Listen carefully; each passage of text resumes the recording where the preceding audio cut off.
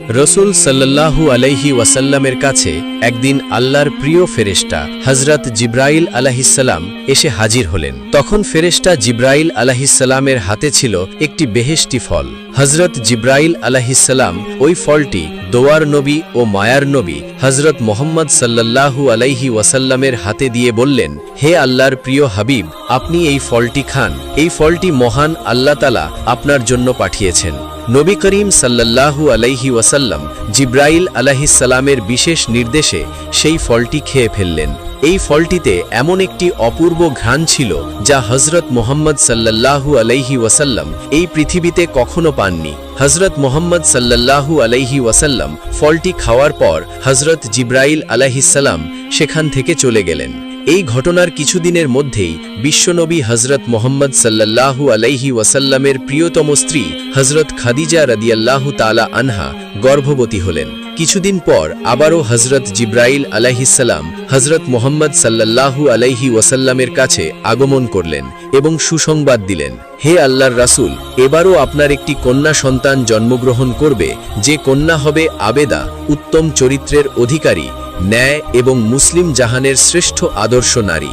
সুসংবাদ পেয়ে নবী করিম সাল্লাল্লাহু আলাইহি ওয়াসাল্লাম হযরত খাদিজা রাদিয়াল্লাহু তাআলা আনহার কাছে গেলেন এবং বললেন, হে ভাগ্যবতী খাদিজা, হযরত জিব্রাইল আলাইহিসসালামের মাধ্যমে আমি জানতে পেরেছি যে এবারও তোমার গর্ভে একটি কন্যা সন্তান অবস্থান করছেন, যে কন্যা হবে আবেদা, উত্তম চরিত্রের অধিকারী, ন্যায় এবং মুসলিম জাহানের শ্রেষ্ঠ আদর্শ নারী। হযরত ফাতেমা রাদিয়াল্লাহু তাআলা আনহা মায়ের পেটে থাকা অবস্থায় আম্মাজান খাদিজা রাদিয়াল্লাহু তাআলা আনহা কখনো কোনোদিনও কষ্ট অনুভব করেননি। এমনকি যেদিন ফাতেমা রাদিয়াল্লাহু তাআলা আনহা দুনিয়ার বুকে পদার্পণ করবেন, সেদিন হঠাৎ করে প্রসব বেদনা শুরু হলো। এই সময় হযরত খাদিজা রাদিয়াল্লাহু তাআলা আনহা ঘরে সাহায্য করার মতো কোনো স্ত্রীলোক ছিল না। হযরত খাদিজা রাদিয়াল্লাহু তাআলা আনহা সম্পূর্ণ একাকী ছিলেন। অতঃপর হযরত খাদিজা রাদিয়াল্লাহু তাআলা আনহা একজন দাসীকে তার আত্মীয় স্বজনদের নিকট পাঠালেন, যাতে তারা উপস্থিত হয়ে তাকে সাহায্য করতে পারেন। দাসী যখন তাদের কাছে গিয়ে বলল, তখন আত্মীয় স্বজন আসন্ন বিপদের কথা জেনেও কোনো সহযোগিতার হাত প্রসারিত করলেন না। এর একমাত্র কারণ ছিল আম্মা খাদিজা রাদিয়াল্লাহু তাআলা আনহা ইসলাম ধর্ম গ্রহণ করেছিলেন, যার কারণে প্রসব বেদনার বিপদের সময়ও তাকে সাহায্য করার জন্য কেউ এগিয়ে আসেননি। তারা খাদিজা রাদিয়াল্লাহু তাআলা আনহা পীড়িতবাদীকে বলে দিল, আরব জাহানের অনেক ধনাঢ্যবান এবং শিক্ষিত যুবক খাদিজাকে বিবাহের জন্য আশাবাদী ছিল, কিন্তু খাদিজা সকল যুবকদের প্রস্তাব প্রত্যাখ্যান করে শেষ পর্যন্ত একজন অশিক্ষিত, নিঃস্ব, দরিদ্র যুবক মুহাম্মদকে স্বামী হিসাবে গ্রহণ করেছে। সে এই কাজের মাধ্যমে আমাদের বংশের মুখে চুন কালি মেখে দিয়েছে। এছাড়াও অশিক্ষিত যুবক মুহাম্মদের নতুন ধর্ম গ্রহণ করে পুনরায় আমাদেরকে অপমানিত করেছে। এমতাবস্থায় তার সঙ্গে আমাদের কোনো সম্পর্ক রাখতে আমরা পারি না। অতঃপর হযরত খাদিজা রাদিয়াল্লাহু তাআলা আনহার কাছে ফিরে এসে সবকিছু খুলে বললেন। তখন হযরত খাদিজা রাদিয়াল্লাহু তাআলা আনহা মনে মনে ভাবলেন যে এই বিপদের সময় একমাত্র আল্লাহ তাআলা সাহায্য করতে পারেন, এছাড়া আর কোনো সাহায্যকারী নেই। তিনি ইচ্ছা করলে মুহূর্তের মধ্যে বিপদ হতে রক্ষা করতে পারেন, আবার ইচ্ছা করলে বিপদের অসীম গহ্বরেও ফেলে দিতে পারেন। হযরত খাদিজা রাদিয়াল্লাহু তাআলা আনহা এসব চিন্তা করছিলেন। এমন সময় তিনি দেখতে পেলেন তার ঘরখানা অপূর্ব আলোকে আলোকিত হয়ে গিয়েছে। ভালো করে তাকাতে তিনি দেখতে পেলেন চারজন জ্যোতি ন্যায় রমণী দাঁড়িয়ে আছেন। তিনি তাদেরকে দেখে অবাক হয়ে গেলেন। কিছুক্ষণ পরে তিনি তাদের দিকে তাকিয়ে আতঙ্কিত অবস্থায় জিজ্ঞেস করলেন, আপনারা কারা? কিসের জন্য এখানে এসেছেন? তখন তাদের মধ্যে একজন অভয় দিয়ে বলতেন, মা, আপনার কোনো ভয় নেই। আপনি যে আল্লাহ তাআলাকে স্মরণ করেছিলেন, আমরা তারই নিকটে আপনাকে সাহায্য করতে এসেছি। আমার নাম হলো হাওয়া। এরপর দ্বিতীয় রমণী পরিচয় দিয়ে বললেন, আমিও আপনার খেদমতের জন্যই এসেছি। আমি মিশরের বাদশাহ ফেরাউনের স্ত্রী আসিয়া। আরেকজন বললেন, আমি হলাম হযরত ঈসা আলাইহিসসালামের আম্মাজান মারিয়া বিনতে ইমরান। সবার শেষে চতুর্থ রমণী বললেন, আমি হলাম হযরত মুসা আলাইহিসসালামের ভগ্নী কুলসুম। আমরা সবাই আল্লাহ তাআলার নির্দেশে আপনার সাহায্য করতে এসেছি। হযরত খাদিজা রাদিয়াল্লাহু তাআলা আনহা প্রসব বেদনায় কঠিন বিপদের সময় তাদের কাছে পেয়ে অত্যাধিক খুশি হলেন। অতঃপর নবুয়তের ৫ম বছর ২০ জমাদিউল উখরা শুক্রবার ভোরে আরব ভূখণ্ড আলোকিত করে হযরত মুহাম্মদ সাল্লাল্লাহু আলাইহি ওয়াসাল্লামের সাল্লামের পবিত্র ঘরে হজরত ফাতেমা রাদিয়াল্লাহু তাআলা আনহা ভূমিষ্ঠ হলেন। তার মন ভোলানো একটি সুন্দর ফুটফুটে পবিত্র চেহারার বাচ্চা দেখে মনে হয়েছিল চির শান্তিময় বেহেশতের এক অপূর্ব জ্যোতি নিয়ে সকলকে খুশি করতেই যেন তিনি এই ধরাতে নেমে এসেছেন। শিশুকন্যার আগমনে খাদিজা রাদিয়াল্লাহু তাআলা আনহার ঘরটি আরও উজ্জ্বল হয়ে উঠল। আল্লাহর প্রেরিত স্বর্গীয় রমণীদের পরিচর্যায় এবং তাদের হাতের উপরে যে পুণ্যবতী শিশু পৃথিবীতে আগমন করেছেন তার তুলনা দুনিয়ার আর কি হতে পারে। কন্যা জন্মের সংবাদ পেয়ে হুজুর সাল্লাল্লাহু আলাইহি ওয়াসাল্লাম খুশি হলেন। পরম সুন্দরী কন্যার নাম রাখলেন ফাতেমা। ফাতেমা রাদিয়াল্লাহু তাআলা আনহার আরও কয়েকটি গুণবাচক নাম ছিল, যার মধ্যে একটি ছিলেন জোহরা। জোহরা অর্থ ফুলের কলি। বাস্তবিকভাবেই তিনি একটি সুন্দর ফুলের কলির মতো রূপবতী ছিলেন। হুজুর মুহাম্মদ সাল্লাল্লাহু আলাইহি ওয়াসাল্লাম এর পূর্বে কন্যার গুণাবলীর সম্বন্ধে জিব্রাইল আলাইহিস সালামের নিকট সবকিছু অবগত হয়েছিল, তাই তিনি কন্যাকে পেয়ে খুব খুশি হয়েছিলেন। একবার হজরত খাদিজা রাদিয়াল্লাহু তাআলা আনহা যখন হজরত ফাতেমা রাদিয়াল্লাহু তাআলা আনহাকে নানা বিষয়ে বোঝাচ্ছিলেন, এমন সময় হজরত ফাতেমা রাদিয়াল্লাহু তাআলা আনহা তার মায়ের কাছে প্রশ্ন করলেন, আম্মাজান, আল্লাহর নানা বিষয়ের কুদরত আমরা দেখতে পাই, আল্লাহ কি নিজে আমাদের সাথে দেখা দিতে পারেন না? হজরত খাদিজা রাদিয়াল্লাহু তাআলা আনহা হজরত ফাতেমা রাদিয়াল্লাহু তাআলা আনহাকে এমন প্রশ্ন করতে দেখে চমকে উঠলেন। তিনি তার প্রশ্নের উত্তর দিলেন, হে ফাতেমা, আমরা দুনিয়ায় তাকে দেখতে পারবো না, কারণ আমাদের চামড়ার চোখ দিয়ে আল্লাহকে দেখা সম্ভব নয়। কিন্তু দুনিয়ার বুকে যদি কেউ আমরা আল্লাহর ইবাদত বন্দেগী করি এবং তার সন্তুষ্টি লাভ করতে পারি, তবে তার দেখা পাব কিয়ামত দিবসে। একদিন রাসূল সাল্লাল্লাহু আলাইহি ওয়াসাল্লাম কোনো এক স্থান হতে বাড়ির দিকে যাচ্ছিলেন। এমন সময় হঠাৎ খোদাদ্রোহী পুরুষ তার রাস্তা অবরোধ করে শুধু পথরোধ করে দাঁড়ালো তাই নয়, বরং সেও হজরত মুহাম্মদ সাল্লাল্লাহু আলাইহি ওয়াসাল্লামকে নানা ভাষায় অকথ্যভাবে গালিগালাজ করছিল। এমনকি সেও রাসূল সাল্লাল্লাহু আলাইহি ওয়াসাল্লামের মাথায় কতগুলো ধুলোবালি নিক্ষেপ করল। কিন্তু মানবতার মহান শিক্ষক, দয়ার আধার, কোনো কিছুই না বলে চুপচাপ দাঁড়িয়ে রইলেন। ইতিমধ্যে হজরত ফাতেমা রাদিয়াল্লাহু তাআলা আনহা সেখানে উপস্থিত হয়ে এমন অমানবিক দৃশ্য দেখে তিনি স্থির থাকতে পারলেন না, বরং তিনি পিতার মাথার ধুলো ঝাড়তে ঝাড়তে খোদাদ্রোহী পুরুষকে লক্ষ্য করে বললেন, তোমরা কি মানুষ নাকি অমানুষ? তোমাদের মধ্যে মানবতার লেশমাত্র নেই। আমার পিতা তোমাদের কি ক্ষতি করেছে যে তোমরা তার সাথে এমন অমানবিক অত্যাচার করছো? যোগ্য পিতার আদর্শবান মেয়ে হজরত ফাতেমা রাদিয়াল্লাহু তাআলা আনহার তিরস্কারে খোদাদ্রোহী পুরুষ জবাব দিতে না পেরে কোনো কিছু না বলে লজ্জিত হয়ে সেখান থেকে চলে গেল। একদা হজরত খাদিজা রাদিয়াল্লাহু তাআলা আনহা ফজরের নামাজের পর জিকিরের মোরাক্কাবায় বসে দু চোখের পানি ছেড়ে দিয়ে অঝরে কান্না করছিল। এই সময় ছোট্ট হজরত ফাতেমা রাদিয়াল্লাহু তাআলা আনহা মা খাদিজার ঘরেই ছিলেন। হজরত ফাতেমা রাদিয়াল্লাহু তাআলা আনহা যখন দেখতে পেলেন মা খাদিজা রাদিয়াল্লাহু তাআলা আনহা অঝরে কান্না করছে, তখন তিনি কান্না করতে করতে বিশ্ব নবীর খোঁজে ঘর থেকে বের হয়ে গেলেন। হজরত ফাতেমা রাদিয়াল্লাহু তাআলা আনহা নবীজির কাছে এসে দেখলেন নবীজি মক্কা শরীফের পাশে জিকিরে মশগুল রয়েছেন।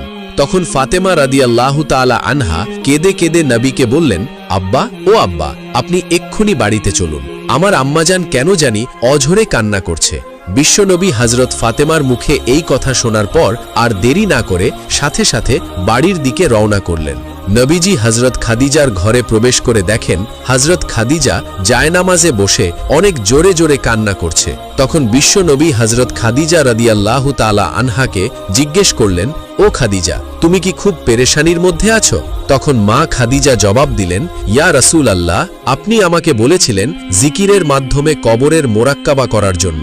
আমি কবরের মোরাক্কাবা করতে গিয়ে বুঝতে পারলাম কবরের মতো নির্জন ভয়ঙ্কর জায়গা দুনিয়ার কোথাও নেই। এটা এমন এক জায়গা যেখানে কেউ কারো খবর নিতে পারে না। দুনিয়াতে আমি যদি কোনো অসুস্থতায় পড়ে যাই, তখন আমার আত্মীয় স্বজনরা আমার কাছে এসে জিজ্ঞেস করে আমি কেমন আছি। তারা আমার খোঁজ খবর নেয়, আমার যত্ন করতে পারে। কিন্তু কবর এমন এক জায়গা যেখানে কে কি অবস্থায় আছে দুনিয়ার কারো পক্ষেই তার খোঁজ নেওয়া সম্ভব না। ওই কবরও যে কত ভয়ঙ্কর আযাব হবে তা কেউ বুঝতেও পারবে না। কিন্তু হায় রে, আমি তো ওই কবরের কোনো পুঁজি করতে পারলাম না। আমি তো আমার মাবুদ মাওলার ইবাদত করতে পারলাম না। ইয়া রাসূলুল্লাহ, আপনি বলেন না, আমার মাবুদ মাওলা কি আমার ওই কবরে আমার খবর লইবেন? তখন আমার নবী বললেন, খাদিজা, তুমি এমন করে আর কেঁদো না। তোমার কান্না দেখে আমার কলিজার টুকরা মেয়ে ফাতেমাও কান্না করছে। খাদিজা, তুমি তো জানো আমি আমার কলিজার টুকরা মেয়ে ফাতেমার কান্না সহ্য করতে পারি না। তখন খাদিজা রাদিয়াল্লাহু তাআলা আনহা বললেন, ইয়া রাসূলুল্লাহ, আপনি আমার জন্য দোয়া করুন যাতে আমি এই কান্না অবস্থায় কবরে যেতে পারি। তখন বিশ্বনবী বললেন, খাদিজা, আমি তোমার জন্য আল্লাহর দরবারে দোয়া করব যাতে তোমার কবরে আল্লাহ সব কিছু সহজ করে দেন।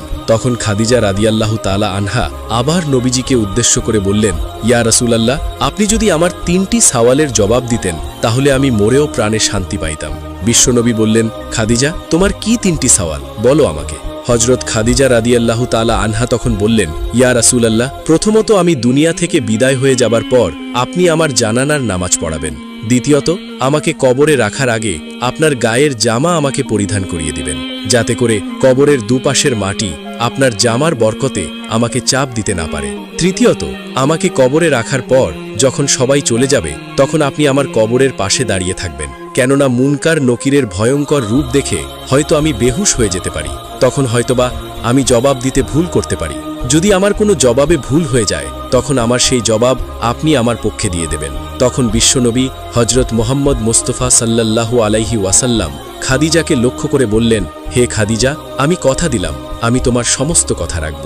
তখন খাদিজা রাদিয়াল্লাহু তাআলা আনহা নবীজির মুখে এই কথা শুনে অত্যন্ত খুশি হলেন। মা খাদিজা রাদিয়াল্লাহু তাআলা আনহা বুঝতে পারলেন যে তার হয়তো আর বেশি সময় নেই, হয়তো অল্প সময়ের মধ্যেই আল্লাহর ডাকে সাড়া দিয়ে তাকে এই দুনিয়া ছেড়ে পরলোক গমন করতে হবে, যেখানে রাজা, বাদশাহ, ফকির, ধনী সকলেই গিয়েছে, কেউ এই দুনিয়াতে থাকতে পারে নাই, তাকেও চলে যেতে হবে। তখন খাদিজা রাদিয়াল্লাহু তাআলা আনহা বিশ্বনবীকে কাছে ডেকে বললেন, ইয়া রাসূলুল্লাহ, আমার মনে হয় আমি অল্প সময়ের মধ্যেই এই দুনিয়া ছেড়ে চলে যাব। ওগো আমার প্রাণের স্বামী, কিয়ামতের আগে আপনার সাথে আমার আর দেখা হবে না। আমি দীর্ঘ 25 বছর আপনার সাথে ছিলাম, এই সময় অনেক ভুল ত্রুটি আপনার কাছে করেছি, আপনি আমাকে নিজ গুণে ক্ষমা করে দিবেন। আর আমার কলিজার টুকরা মেয়ে ফাতেমাকে আল্লাহর কাছে সুপর্দ করে গেলাম, আপনি তার দিকে দৃষ্টি রাখবেন। এই সময় হযরত খাদিজার কথাগুলো শুনে বিশ্বনবীর চোখ দিয়ে পানি গড়গড় করে পড়ছিল। নবীজি বারবার রুমাল দিয়ে তার চোখের পানি মুছতেছিল। তখন নবীজি খাদিজাকে বলল, ও খাদিজা, তোমার কি খুব কষ্ট হচ্ছে? তখন খাদিজা রাদিয়াল্লাহু তাআলা আনহা বললেন, হ্যাঁ প্রিয়। তখন নবীজি বললেন, খাদিজা, তোমার এই কষ্টের বিনিময়ে আল্লাহ তোমাকে অনেক বেশি পুরস্কার দান করবেন। হে খাদিজা, জেনে রাখো, বেহেশতের মধ্যে তোমার জন্য আল্লাহ রব্বুল আলামিন বিশেষভাবে বালাখানা তৈরি করে রেখেছেন। আর তুমি যখন এই দুনিয়া ছেড়ে ওই দুনিয়ায় গমন করবে তখনই তুমি জান্নাতের মধ্যে গিয়ে দেখতে পাবে তোমার জন্য সেখানে অপেক্ষা করছে বিবি মরিয়াম, বিবি হাজেরা, বিবি সারা এবং বিবি আসিয়া। তুমি তাদের সাথে গিয়ে সাক্ষাৎ করবে। তুমি জীবনের শেষ মুহূর্তে আরও একবার প্রাণ ভরে কালেমা পাঠ করো। তখন খাদিজা রাদিয়াল্লাহু তাআলা আনহা প্রাণ ভরে কালেমা পাঠ করলেন, লা ইলাহা ইল্লাল্লাহু মুহাম্মাদুর রাসূলুল্লাহ। সঙ্গে সঙ্গে হযরত খাদিজা রাদিয়াল্লাহু তাআলা আনহার পবিত্র আত্মা ইহলোক ত্যাগ করে আল্লাহর জান্নাতে চলে গেল। ইন্না লিল্লাহি ওয়া ইন্না ইলাইহি রাজিউন। বিদায়ীকালে হযরত খাদিজা রাদিয়াল্লাহু তাআলা আনহার বয়স হয়েছিল 85 বছর। তিনি পবিত্র রমজান মাসের 10 তারিখে শেষ নিঃশ্বাস ত্যাগ করেন। তার বিদায়ী সংবাদ ছড়িয়ে পড়লে চারদিক থেকে হাজার হাজার মহিলারা আখেরি জামানার নারীকুলের জননীকে শেষবারের মতো দেখতে আসেন এবং সবাই কান্নায় ভেঙে পড়েন। তার বিদায়ে গোটা আরব জাতি শোকে কাতর হয়ে গিয়েছিল। অতঃপর বিশ্বনবী হযরত খাদিজার কথা অনুযায়ী জানাজা শেষ করে তার নিজের গায়ের জামা হযরত খাদিজার গায়ে পরিয়ে গেলেন। অতঃপর বিশ্বনবী জান্নাতুল মুআল্লা নামক স্থানে নিজ হাতে হযরত খাদিজার লাশ কবরে নামালেন। হাদিস শরীফের বর্ণনা অনুযায়ী জানা যায়, যখন হযরত খাদিজা রাদিয়াল্লাহু তাআলা আনহাকে কবরে রেখে সবাই বাড়িতে চলে গেল তখন বিশ্বনবী হযরত খাদিজার কবরের পাশে দাঁড়িয়ে দাঁড়িয়ে কান্না করছিল এবং তার সমস্ত শরীর দিয়ে ঘাম বেয়ে বেয়ে পড়ছিল। অনেক রাত হয়ে গিয়েছিল, কিন্তু তখনও মুনকার নকির আসার কোনো খোঁজ পাচ্ছিল না। এমন সময় গায়েবীভাবে আওয়াজ হলো। আল্লাহ রব্বুল আলামিন বিশ্বনবীকে বলতে লাগলেন, হে আমার প্রিয় হাবিব, আপনি এত রাত পর্যন্ত এখনো কবরের পাশে দাঁড়িয়ে দাঁড়িয়ে কান্না করছেন কেন? তখন নবীজি বললেন, হে আমার মাবুদ, আমার খাদিজা আজকে কবরে শুয়ে পড়েছে আর আমি এখানে দাঁড়িয়ে আছি। আমার খাদিজার কবরে যখন মুনকার নকির এসে প্রশ্ন করবে আর তখন যদি খাদিজা মুনকার নকিরের উত্তর দিতে ভুল করে তখন আমি খাদিজার পক্ষে তার উত্তরগুলো দিয়ে দেব। এই জন্য আমি এখনো এখানে দাঁড়িয়ে আছি হে রব্বুল আলামিন, কিন্তু এখনো মুনকার নকিরের কোনো খোঁজ পাচ্ছি না। তখন আমার আল্লাহ রব্বুল আলামিন গায়েবীভাবে নবীকে জানিয়ে দিলেন, হে আমার হাবিব, আপনি বাড়িতে চলে যান। খাদিজার প্রশ্নের উত্তর আপনাকে আর দেওয়া লাগবে না। খাদিজার প্রশ্নের উত্তর খাদিজা দুনিয়াতেই দিয়ে এসেছে। আমার খাদিজা দুনিয়াতে কবরের ভয়ে কান্না করে চোখ ভিজিয়েছে। খাদিজা কবরের আজাব এবং সমস্ত কিছুকে বিশ্বাস বুকে ধারণ করে কবরের জন্য, কবরের ভয়ে সে নিয়মিত কান্না করত। আমার খাদিজা দুনিয়ার সমস্ত কাজকর্ম ফেলে আমি আল্লাহ রব্বুল আলামিনের ইবাদতে মশগুল থাকত। হে আমার বন্ধু হাবিব, আমার যে বান্দা বান্দিরা দুনিয়াতে আমার কবরকে বিশ্বাস করে, কবরের আজাবকে বিশ্বাস করে দুফোঁটা চোখের পানি ফেলে আসবে, তার জন্য আমি কবরের আজাব মাফ করে দেব। ও আমার প্রিয় হাবিব, আপনি আর বিচলিত হবেন না, আপনি বাড়ি ফিরে যান। খাদিজার প্রশ্নের জবাব আমি কবরের মধ্যে চিরতরে মাফ করে দিলাম। সুবহান আল্লাহ, সুবহান আল্লাহ। কানজুল উম্মাল গ্রন্থে আছে, রাসূল সাল্লাল্লাহু আলাইহি ওয়াসাল্লাম এক যুদ্ধ থেকে ফেরার পথে তিনি যে রাস্তা দিয়ে যাচ্ছিলেন ঠিক সেই রাস্তা দিয়ে ইয়েমেনের এক ব্যক্তি উটের উপর সোয়ার হয়ে যাচ্ছিলেন। সাহাবীদের কাফেলার প্রতি লক্ষ্য করে সেই ব্যক্তি বলছিল, হে নৌজওয়ান কাফেলা, হে মুসাফিরগণ, আমি মদিনায় যেতে চাই, তোমরা আমাকে মদিনার রাস্তা বলে দাও। সাহাবায়ে কেরাম আর্জ করলেন, তুমি আমাদের সাথে চলো, আমরাও মদিনা যাত্রী। মদিনা যাওয়ার পথে সাহাবীরা লোকটির কাছে শুনতে চাইলেন, তুমি মদিনায় কেন যাবে? উত্তরে সে বলল, শুনেছি মদিনায় হজরত মুহাম্মদ সাল্লাল্লাহু আলাইহি ওয়াসাল্লাম নামে এক পয়গম্বর আবির্ভূত হয়েছেন, তাকে দেখার জন্য যাচ্ছি। তার সেই কথা শুনে সাহাবাগণ বললেন, তাহলে তো তোমার উদ্দেশ্য পূরণ হয়ে গেছে, কারণ হজরত মুহাম্মদ সাল্লাল্লাহু আলাইহি ওয়াসাল্লাম তো আমাদের সাথেই রয়েছেন। সাহাবাগণ তখন সর্দারে দোজাহান রাসূল সাল্লাল্লাহু আলাইহি ওয়াসাল্লামের উটনির দিকে ইশারা করে রাসূলকে দেখিয়ে দিলেন। সে তড়িৎ গতিতে তার উটনিকে রাসূলের উটনির সাথে মিলিয়ে নিল। উটের কাজুয়ার মধ্যে কিতাব রাখা ছিল। সে একটি কিতাব খুলল এবং নবী করিম সাল্লাল্লাহু আলাইহি ওয়াসাল্লামের চেহারার দিকে তাকালো। এইভাবে সে আরও একটি কিতাব খুলল এবং রাসূল সাল্লাল্লাহু আলাইহি ওয়াসাল্লামের চেহারা মোবারকের দিকে তাকালো। এভাবে এক এক করে 4টি কিতাব খুলল এবং রাসূলের চেহারার প্রতি দৃষ্টি আকর্ষণ করল এবং বলল, হে আল্লাহর নবী, আপনার হস্তদয় বাড়িয়ে দিন এবং আমাকে কালিমা পড়িয়ে নিন। রাসূল সাল্লাল্লাহু আলাইহি ওয়াসাল্লাম তাকে জিজ্ঞেস করলেন, এত অল্প সময়ের মধ্যে ইসলাম গ্রহণ করতে কিসে তোমাকে অনুপ্রাণিত করল? লোকটি উত্তর দিল, হে আল্লাহর নবী, আমি তাওরাত ও জবুরের আলেম, সেখানে শেষ নবী সম্পর্কে বর্ণিত গুণাগুণ সবই আপনার মধ্যে পেয়েছি। এরপর বলল, হুজুর, আমি কিছুদিন আপনার সাথে মদিনায় থেকে দ্বীনের আহকামাত শিখে নিজ এলাকায় দ্বীনের তাবলীগ করতে চাই। তখন রাসূল সাল্লাল্লাহু আলাইহি ওয়াসাল্লাম বললেন, ঠিক আছে, আমার সাথে চলো। পাহাড়ি পথ, খুব কষ্ট করেই চলতে হচ্ছে। লোকটি নবীজির সাথে সাথে কিছু দূর অগ্রসর হলো। হঠাৎ গর্তের মধ্যে উটনির পা আটকে গিয়ে উটনিটি পড়ে গেল। উপর থেকে লোকটি ছিটকে পড়ে তার ঘাড় মটকে যাওয়াতে মুহূর্তের মধ্যেই সে মৃত্যুর কোলে ঢলে পড়ল। রাহমাতুল্লিল আলামিন সেও উটনি থেকে নেমে গেলেন এবং সাহাবাগণও যাত্রা বিরোধী করলেন। হাদিস শরীফে বর্ণিত আছে, রাসূল সাল্লাল্লাহু আলাইহি ওয়াসাল্লাম সেই ব্যক্তিকে কোলে তুলে নিলেন এবং স্নেহ আঙুল দিয়ে তার মাথা আঁচড়ে দিলেন। রাসূলের চোখ মোবারক থেকে অশ্রু ঝরে তার চেহারায় পড়ছিল। রাসূল বললেন, হে মৃত মুসাফির, এখনো তুমি আমার নাম ঠিকানা কিছুই বলতে পারোনি, কিন্তু হে আমার সাহাবীরা, দেখো কত খুশনসিব, তার আমল কম কিন্তু বিনিময়ে সওয়াব অনেক বেশি।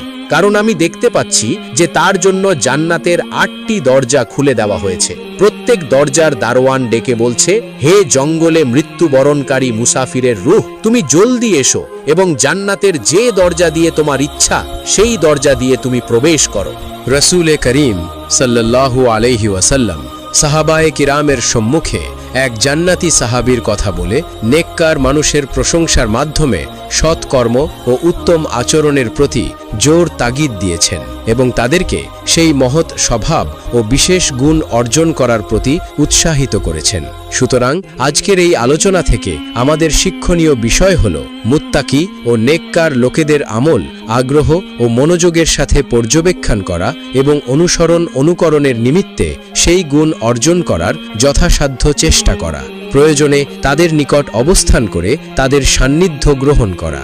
যেমন আল্লাহ তাআলা ইরশাদ করেছেন, তর্জমা অর্থাৎ তারা ছিলেন এমন লোক যাদেরকে আল্লাহ হেদায়েত দান করেছেন। সুতরাং তুমিও তাদের পথে অনুসরণ করো। আমিন। সূরা আনআম আয়াত নম্বর 90।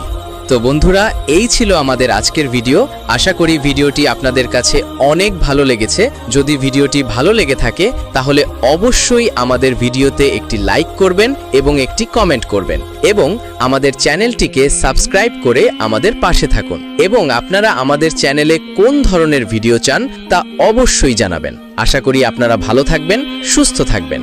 আসসালামু আলাইকুম।